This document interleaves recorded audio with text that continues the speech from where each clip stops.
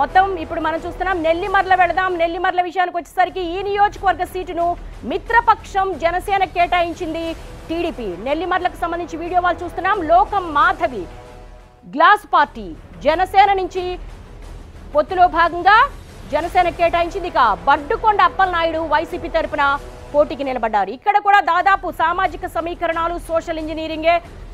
ఉదయం కూడా మనం చూసాము, జనసేన అధినేత పవన్ కళ్యాణ్ చెప్పారు టీడీపీ నుంచి జనసేనకు పోలరైజ్ అవ్వాలి, ఓటు ట్రాన్స్ఫర్ అవ్వాలి, అలాగే జనసేన నుంచి టీడీపీకి అవ్వాలి తప్ప ఓటు చేయాలనిచ్చే ప్రసక్తే లేదంటూ కూడా ఆయన మీడియాను అడ్రస్ చేస్తూ కూడా మాట్లాడారు. ఇక మనం చూస్తున్నాం నెల్లిమర్లకు సంబంధించి పొత్తులో భాగంగా జనసేన క్యాండిడేట్ లోకం మాధవికి సీటు కేటాయిస్తే సమీప ప్రత్యర్థి వైసీపీ అభ్యర్థి బడ్డుకొండ అప్పలనాయుడుకు సీటు కేటాయించడం జరిగింది. వీళ్ళిద్దరూ కూడా పోటీ పడబోతున్నారు. ఇక వైసీపీ తరఫున వీళ్ళిద్దరి ప్రొఫైల్ ఒకసారి చూస్తే సిట్టింగ్ ఎమ్మెల్యే బడ్డుకొండ అప్పలనాయుడు బరిలోకి దిగుతున్నారు. ఈ నియోజకవర్గానికి ఈయన 3 సార్లు ఎన్నికలు జరిగితే ఒకసారి టీడీపీ, ఒకసారి కాంగ్రెస్, అలాగే 2019 ఎన్నికల్లో వైసీపీ గెలుపొందింది. 2009, 2019 ఎన్నికల్లో బడ్డుకొండ అప్పలనాయుడు విజయం సాధించారు.